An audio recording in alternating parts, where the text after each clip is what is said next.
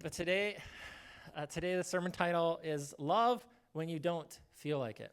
Love when you don't feel like it. What are things in life that you have done that you didn't feel like doing? Maybe going to work, maybe. Sometimes going to work, sometimes you don't feel like doing that. Or maybe feeding the baby throughout the night. Sometimes that's probably not something that you feel like doing. Waking up every 2 hours is probably not something you feel like. Changing diapers. I know, especially the really poopy ones, the ones that are really messy, the ones that get all over the car seat. I'm sure that's stuff you don't feel like doing. Studying for a big test, that's probably something that's not high on your list of like, oh, I can't wait to spend hours studying and staying up all night hoping I get a good grade. So maybe for you it's watching kids. Maybe that's not something that you feel like doing, is watching a lot of kids. Or paying bills. I know all of you guys are pretty excited, right? Whenever it's like, oh, I get to pay bills. Come on, woohoo! It's like it's like going to a ball game, right? It's exciting, right? Or when your car breaks down and you have to get your car fixed, that's something that you get excited about doing, right? It's like, yes, time to fix the car, Or for some of you, I shouldn't say this. For some of you coming to church, maybe it might be like that. Certain days when you get up and you're like, oh, I just want to sleep in today. I just don't want to go to church. And there's a lot of things that we do in life that we don't feel like doing, isn't there? It's like, why is life like that? Why can't I just do whatever I feel like all the time? It's interesting because our society has taught us to live based on our feelings. To live our feelings. That's the purest form of authenticity, and being true to you is to live how you feel at all times. This is bad advice. That's not from God. That's bad advice. But it is what you're told. It's like, hey, if you want to be authentic, if you want to be real, you got to live by your feelings all the time. Live the way you feel. It's interesting when you think about authenticity. We want to be authentic. Like when you're going to buy something, people are usually like, I want to pay for something that's real. I don't want a knockoff. I don't want to pay. We don't want fake. We don't want fake in friendships. We don't want fake in life. But authenticity isn't allowing emotions to drive the bus. Sometimes people get that confused. They think, okay, to be authentic, I have to let my emotions just dictate whatever I do. And sometimes when we're talking to my kids, sometimes I have to teach them that. It's like, hey, I know you're feeling this way right now, but we're going to have to talk about this later. At this point, it's not the chance, right in the middle of, a funeral or something isn't the chance to have a meltdown and have this conversation about like why you're frustrated because your sister kicked you under the pew or something. You know what I mean? There's certain times where you're like, okay, you have to you can't just live your emotions all the time in whatever way you want. I mean, could you imagine living life based on doing what you feel in the moment? Think about that. Just imagine going through a day like, if I just lived life how I felt. It seems like a fun idea, but it would be chaos. It would be true chaos. Like, feelings and emotions are great. God's given them to us. They're incredible indicators in our life. A lot of times, if you're angry, a lot of times that's a reason to look and say like, okay, what am I angry? What's real? What am I really feeling? They always talk about how anger is a secondary emotion. What's really going on? When you're dealing with strong feelings, it's a great time to be like, all right, what is going on? What's actually happening? What am I dealing with? But feelings can also deceive, and feelings can be fickle. Have you ever seen somebody's feelings like change drastically in one moment? I mean, sometimes that happens. Somebody might be like, oh, I'm having a horrible day, and all of a sudden somebody's like, hey, I just want to lift your spirits. I want to pay for your meal. And they're like, oh, this is awesome. You're paying for my meal. Or, like your mood can switch pretty quick. All of a sudden somebody says, hey, I want to give you tickets to the ball game. And you're like, yes, I feel good now. Or, something bad happens. You get a phone call and somebody says, oh, your aunt's died. All of a sudden your emotions change very quickly. Emotions and feelings change. But think about this for a second. Jesus didn't feel like dying on the cross. In Matthew 26, 36 through 39, it states, then Jesus went with his disciples to a place called Gethsemane, and he said to them, sit here while I go over there and pray. He took Peter and 2 sons of Zebedee along with him, and he began to be sorrowful and troubled. Then he said to them, "My soul is overwhelmed and sorrow to the point of death. Stay here and keep watch with me." Going a little farther, he fell with his face to the ground and prayed, "My Father, if it is possible, may this cup be taken from me. Yet not as I will, but as you will." That right there shows that Jesus it wasn't something where he felt like going through what he was going to go through. But he did that for us. He didn't feel like it, but he did it. God shows his love for us in that while we were still sinners, Christ died for us. Romans 5:8. Emotions fluctuate. They ebb and flow. Affection can run dry for a day or a season. Love includes emotions, but can't be all about emotions. Love is dedication demonstrated through action. The cross is the ultimate example. In John 15:13 says, "Greater love has no one than this, that someone lay down his life for his friends." Jesus calls for love that sometimes is based in action despite feelings. A.W. Tozer said, "You can will to love people. Love is not a feeling. Love is a willing." And the Lord says to love people.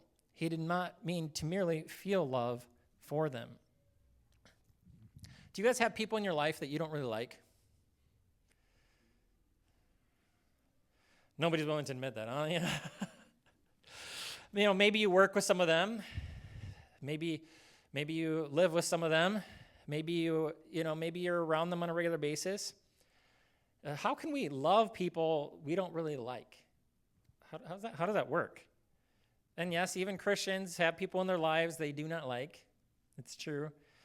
There's no scriptural directive which commands us to like everyone. There's many verses that tell us to love other people.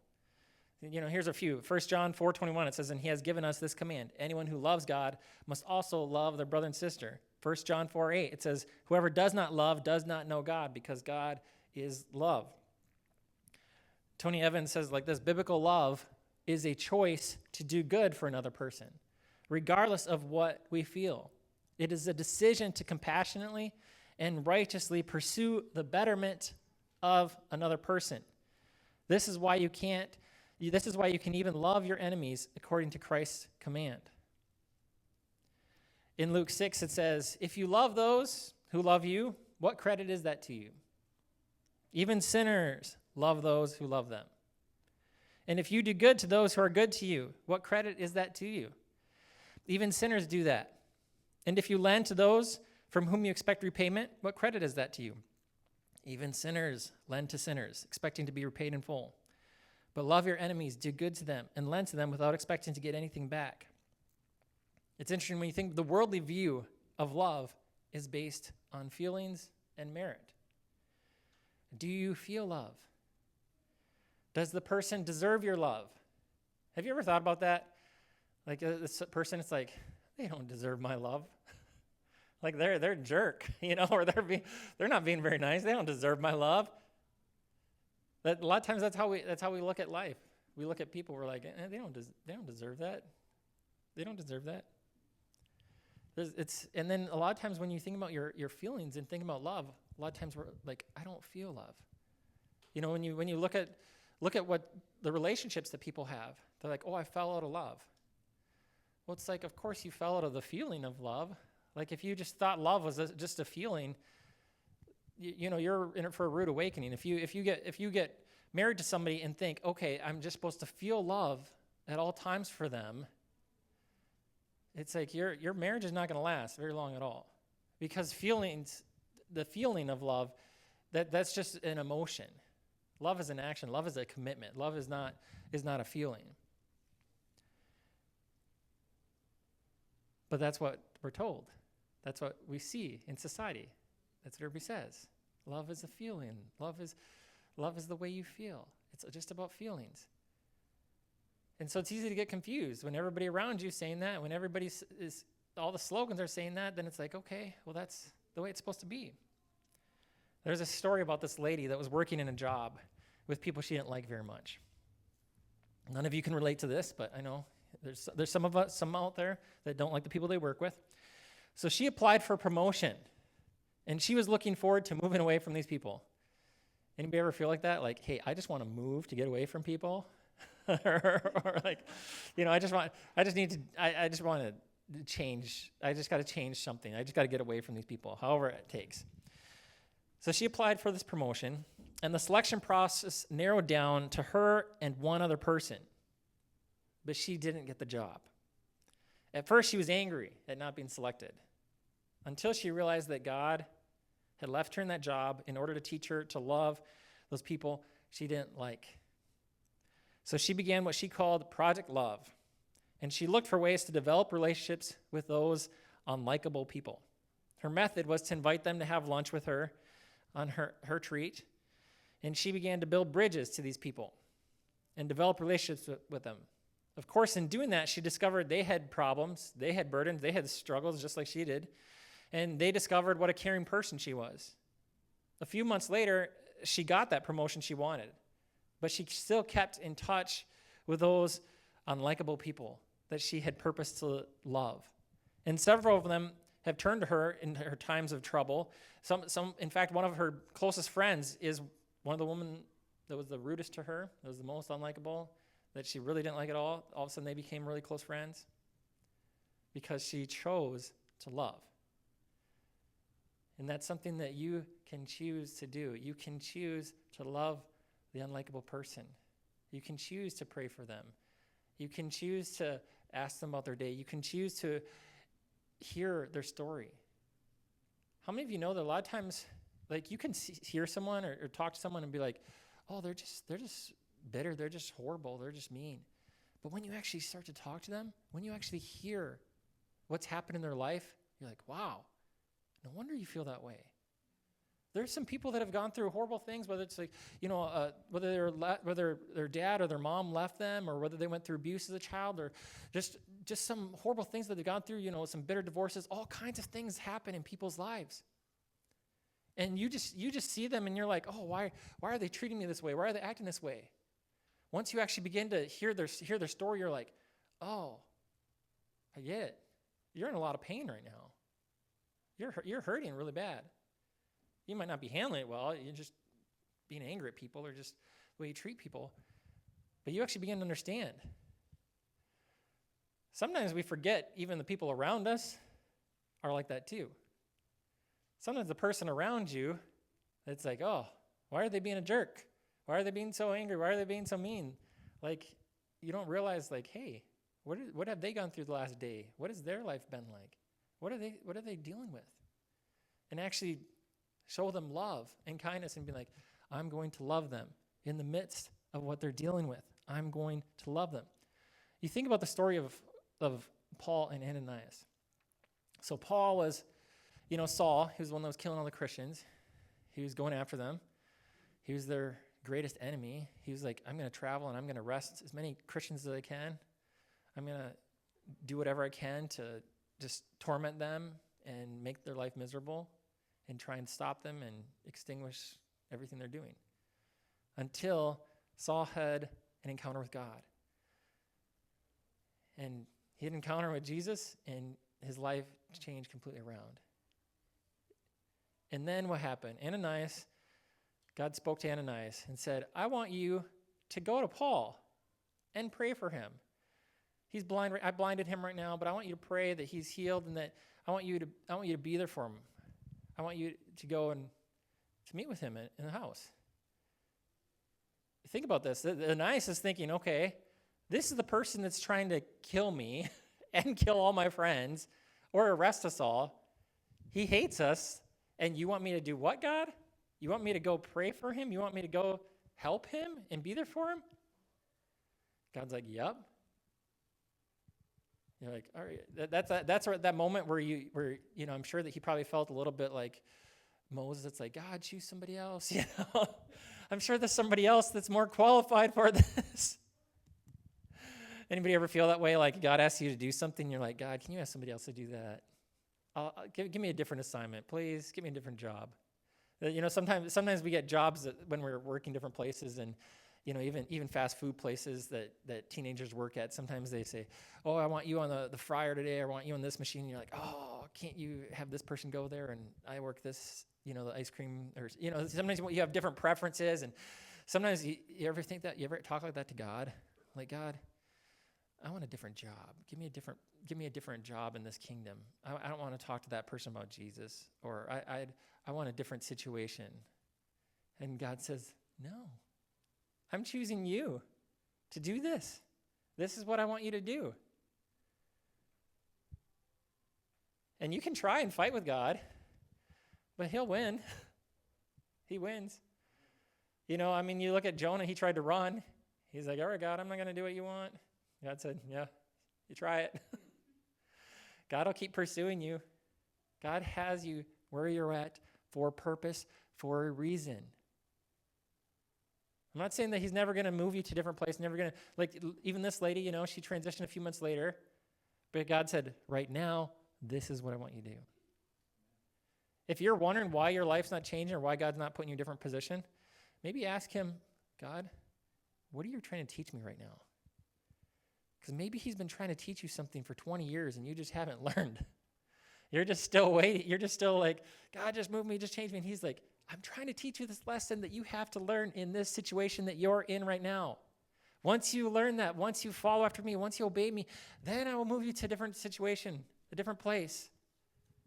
But you have to obey me. You have to learn. You have to listen to me. Right now, I'm speaking to you. Right now, I have a purpose and a reason for where you are at.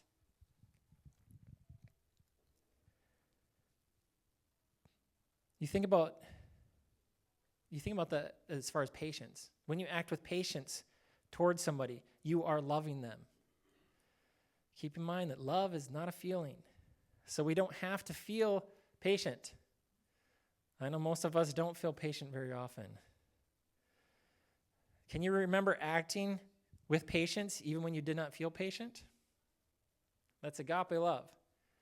I know there's sometimes when we don't feel patient, when our kid is taking forever to get ready for bed, or in the morning taking forever getting ready, and you don't feel patient, but sometimes you can choose to act patient even when you don't feel patient.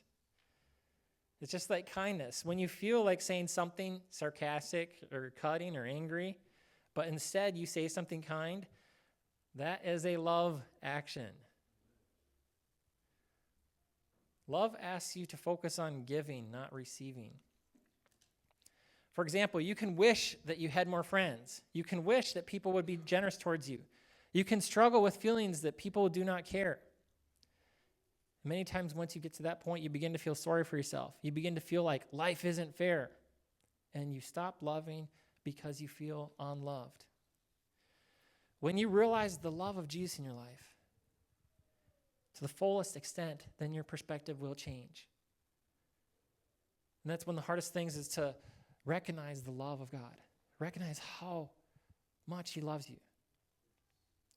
Because we look to be filled with love from everybody else. We're like, everybody, I want to be full from everybody else. I need to feel full. And God's saying, reach out to me. I've got more than enough for you. I want to give you worth. I want to give you value. It says, therefore, if anyone is in Christ, he is a new creation. The old has passed away. Behold, the new has come. We do not fake being what we are not. We put on what we already are when we feel least like it. When you live in God's love, you will begin to give in so many areas. You'll begin to give in encouragement. You'll begin to give in generosity. You'll begin to be a better listener. You'll begin to invite people to do things. Your life will be fuller. And sometimes we do need someone to help us in our depression, in our grief, in our frustration. And I would hope that during those times that Christians would come alongside you in love, even if they don't feel like it. Sometimes God calls us to act. Sometimes it's one of the greatest things we can do when you're struggling, when you're having a difficult day. I remember telling you guys this story before as far as one of my birthdays. Birthdays were always a big deal to me. And, in college, those times where I wasn't celebrated the way my family celebrated me, and I was frustrated by it and depressed by it and struggling with it. And then, I don't know if it was a year or two ago, I decided, hey, I'm going to do this acts of kindness. And I was like, okay, I think it was my 41st birthday or something like that. I was like, I'm going to do 41 or 42, whatever it was, acts of kindness on my birthday. And it completely changed. Instead of feeling sorry for myself and be like, oh, everybody's too busy to celebrate me, everybody's not thinking about me, it's like, I want this day to be all about me. Instead, I was like, okay, how can I've got a 42 to get to. How am I going to get to 42 in one day? It's like, okay, help this person shovel the snow, help this person do this, okay, buy something for this person, use my app at McDonald's and get somebody a free burger with my app or something like, just trying to find things to do. And all of a sudden, my attitude changed. My emotions changed. All of a sudden, I was acting in love. Many times we have to take the step to act in love, even when we don't feel like it. It's one of those things that people actually talk about quite a bit in marriage. They say that, hey, if you feel like you've lost that spark in your marriage, a lot of times you have to take steps to rekindle it. It means you have to actually say, okay, I'm going to make time for the person. I'm going to schedule time to listen to them every day, to talk to them. I'm going to make date nights. I'm going to find ways to act even though I don't feel. And the more that you begin to act, the more that you take those steps to actually show someone love, the feelings will follow. The feelings will come later on. But love is an action. That's the importance of it, is it is an action.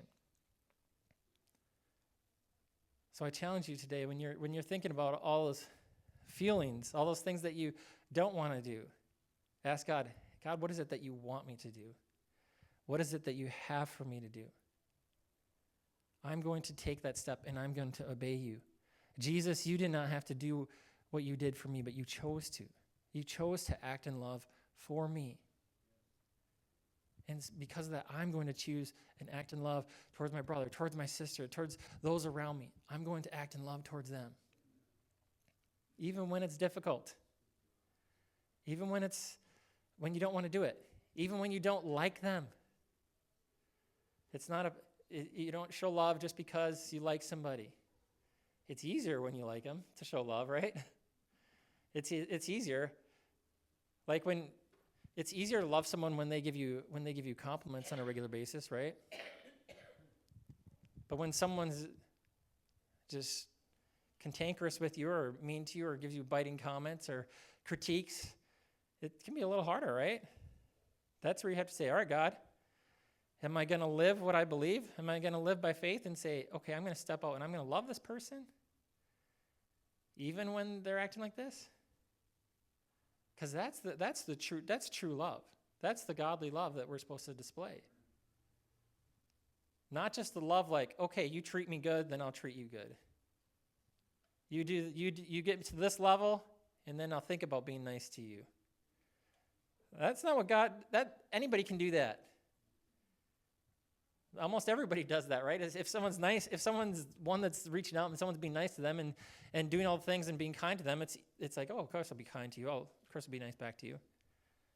But God calls us to love beyond that, beyond just the world's love. So we're going to pray. God, I pray right now that each person here will be filled with your love. That they would display your love throughout this week as they're working with people that they may not like, as they're dealing with people whose personalities they might clash with, or there might be something that they're working through, a problem, a difficulty where they don't see eye to eye with the person. God, I pray that they would display your love in the midst of it. God, that you would give them the strength and the boldness to be like you, Jesus. You displayed love. You displayed strength in the way you acted and the way you responded in life and the things you did. God, I pray that we would act with that kind of strength and that kind of love. It's an incredible thing. It's something that's really difficult to do. But when you fill us up with your love, Jesus, we can have the strength to live like you did. That love can be an action and not just a feeling. Jesus, I pray that you would give us an incredible week this week, that we would just spend time worshiping you, would we spend time walking in your grace. God, I pray that you would put people in our lives this week that we can love, that we can show your goodness to, that we can pray for, that we can reach out to. Jesus, thank you so much for your goodness and for just the testimonies that we've heard about even this week, about lives turning to you. And I pray that this next week that we see more of that we'd see more hearts and lives turning to you. In Jesus' name, amen.